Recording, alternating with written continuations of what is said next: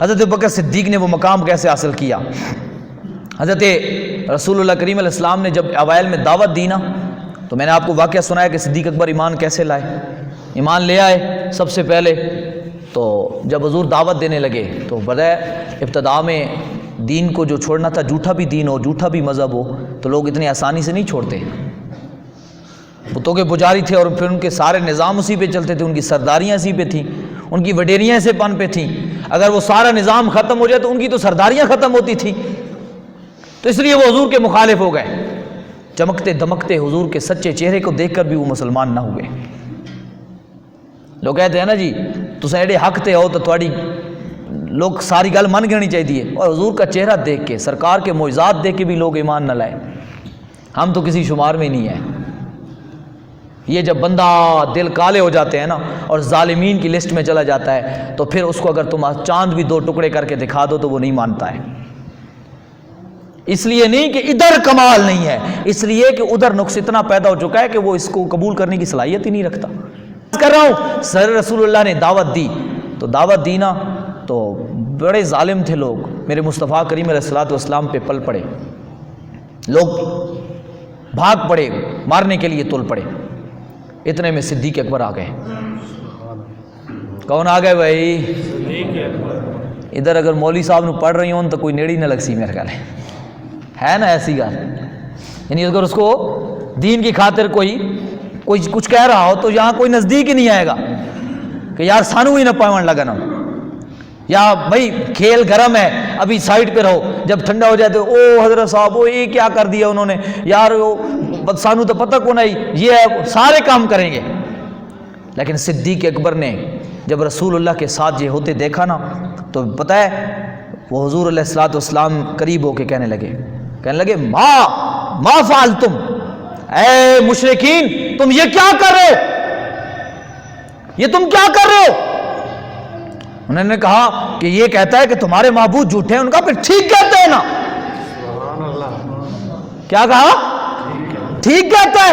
تو کہتے ہیں کہ اسی یہ تمام سیر کی کتب کے اندر واضح لفظ ہے، کہتے ہیں کہ جو ہی صدیق اکبر رضی اللہ عنہ نے یہ جملے کہے نا، لوگوں نے حضور کو چھوڑ دیا اور ڈنڈے اور جوتے وغیرہ ساری چیزیں لے کے صدیق اکبر کو مارنے لگ گئے۔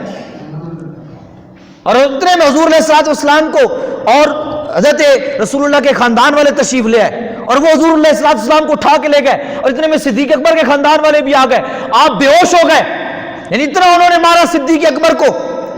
بات اگلی سننے کی ہے، یہ تو کچھ بھی نہیں ہے، بات اگلی سننے کی ہے۔ بندہ بعض اوقات بہادری دکھا جاتا ہے، تھوڑا سا آگے ہو جاتا ہے، لیکن جب مار پڑ جائے نا تو پھر دوبارہ بندہ نام ہی نہیں لیتا، کہتا ہے چھوڑ یار ایک بار مار پڑ گئی ہے اب وہی کافی ہے، اب دوبارہ وہ نام ہی نہیں لیتا۔ یہ سنیے بات کی کہ حضرت صدیق اکبر کی جو ہی ہوش میں آئے، آنکھ کھلی، تو آپ پتہ ہے کیا فرمانے لگے ما فعل رسول اللہ، مجھے بتاؤ حضور کیسے ہیں۔ اللہ اکبر، اللہ اکبر، کیا فرمایا؟ مجھے بتاؤ حضور کیسے ہیں۔ کیا فرمایا؟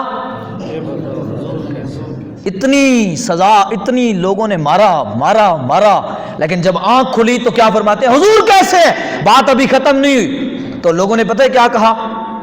واللہ جو وہاں پہ آپ کی جمیل بنت خطاب وہاں پہ، اور جو آپ کی وہاں پہ خدمت کے لیے عورتیں موجود تھیں، انہوں نے میں سے ایک بولی واللہ ما لی علم بصاحبی کی، ہمیں نہیں پتا جو تیرا سنگی ہے، انہوں نے سنگی کا، تیرا ساتھی جو ہے اس کو کیا ہے، اس کے کیا حالات ہیں، کیا اعتبار ہیں، ہمیں اس کی کوئی خبر نہیں۔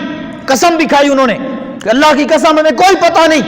قالا فذهبی الی ام جمیل بنت خطاب فاسألیہا عنہ، آپ نے اوپر کھڑی ہوئی کو کہا، یعنی جو آپ کی تیمارداری کر رہی تھی، فرمایا چھوڑ مجھے، جا ام جمیل کی بنت خطاب کے پاس، اس سے حضور کے بارے میں پوچھ کے آ، مجھ کو چھوڑ۔ بندے کو مشکل میں اتنا پڑا ہو تو بندہ ایک ہی تیماردار کر، بندہ کہتا ہے اس کو چھوڑ۔ صدیق اکبر نے کہا مجھے چھوڑ، جا ام جمیل بنت خطاب کے پاس اور ان سے پوچھ مصطفیٰ کی حالت کہ حضور کیسے ہیں صلی اللہ علیہ وسلم، میرے محبوب کیسے ہیں۔ کہتے ہیں وہ انہوں نے بانا سا کیا، انہوں نے کہا کہ ابھی آپ کی حالت خراب ہے، ہم آپ کو نہیں چھوڑ سکتے، جب وقت آئے گا وہ آ جائیں گی، پتہ کر لیں گے، تھوڑی دیر بعد پتہ چل جائے گا، جس طرح ہوتی ہیں باتیں۔ پتہ ہے جب انہوں نے یہ بات کہی تو صدیق اکبر نے کیا فرمایا؟ فرمایا فَإِنَّ لِلَّهِ عَلَيَّ أَن لَا أَذُوقَ طَعَامًا أَوْ شَرَابًا أَوْ آتِيَ رَسُولَ اللَّهِ بِأَبِي وَأُمِّي لَيْسَ بِبَاسٌ إِلَّا مَا نَالَ الْفَاسِقُ مِنْ وَجْهِهِ۔ آپ فرماتے ہیں اللہ کی مجھ پر قسم ہے اتنے تک نہ کھاؤں گا نہ پیوں گا جب تک حضور کے بارے میں مجھے خبر نہ آ جائے گی، مجھے حضور کے بارے میں پتہ نہ چل جائے کہ حضور کیسے ہیں صلی اللہ علیہ وسلم۔ میں کوئی مصطفیٰ کے بارے میں خبر دے گا تو ابو بکر لقمہ ڈالے گا منہ میں، دوائی لے گا، یعنی وہ دوا، وہ جو مشروب ہے جو انسان کو تقویت کے لیے اس وقت دیا جاتا تھا، جنگ سے یا کسی چیز میں لڑائی میں جانے کے بعد قوائے نفسانی کو قوت دینے کے لیے، کہا کہ اتنے تک میں نہ کھاؤں گا نہ پیوں گا جب تک حضور کے بارے میں خبر نہ آ جائے مجھے۔ تو کہتے ہیں جب ان کو پتہ چلا کہ صدیق اکبر نے تو اب ساری چیزوں سے نفی کر دی ہے، وہ اتنے ام جمیل ان سے پوچھا گیا بنت خطاب سے، تو کہنے جب بتایا گیا کہ حضور بخیر ہیں، کیا بتایا گیا؟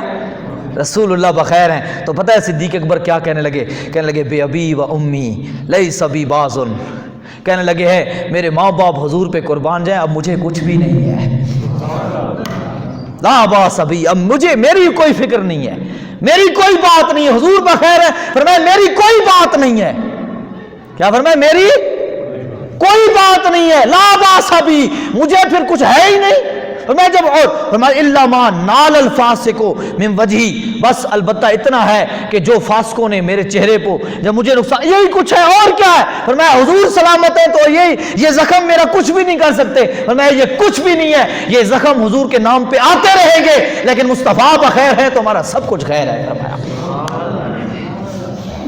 آج جو بندہ رسول اللہ کی خاطر اتنا سا کانٹا بھی نہ چبھوا سکے اور برداشت نہ کر سکے، وہ بھی صدیق اکبر کے ایمان کو تولنے بیٹھ جاتے ہیں،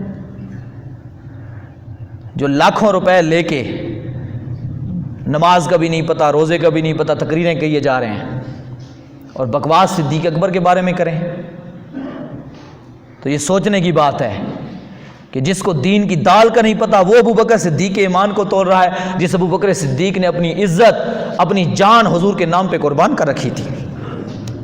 جھوٹا عاشق جو ہوتا ہے نا تو مشکل وقت میں وہ سائڈ مار جاتا ہے، سوکھا ویلا آندے تو وہ تو نال تھی ویندے۔ ابو بکر صدیق چاہتے تو اس وقت یہ حالات دیکھتے تو سائڈ سے کنارہ کشی کر کے کہتے میں بڑا عزت دار ہوں، کیونکہ صدیق اکبر سردار تھے نا قریش میں، عزت دار تھے، کہتے عزت بچ جائے گی، میرا کیا ہے، جب ٹھیک ہو جائیں گے، جب حالات ٹھیک ہو جائیں گے تو میں حضور کے پاس آ جاؤں گا۔ نہیں، صدیق اکبر نے ان حالات میں گھسے اور حضور کریم کی طرف سے لوگوں کی توجہ ہٹائی اور ہٹا کے اپنی جان پہ سہی اور سہ کے بتایا حضور کا غلام یوں ہوتا ہے۔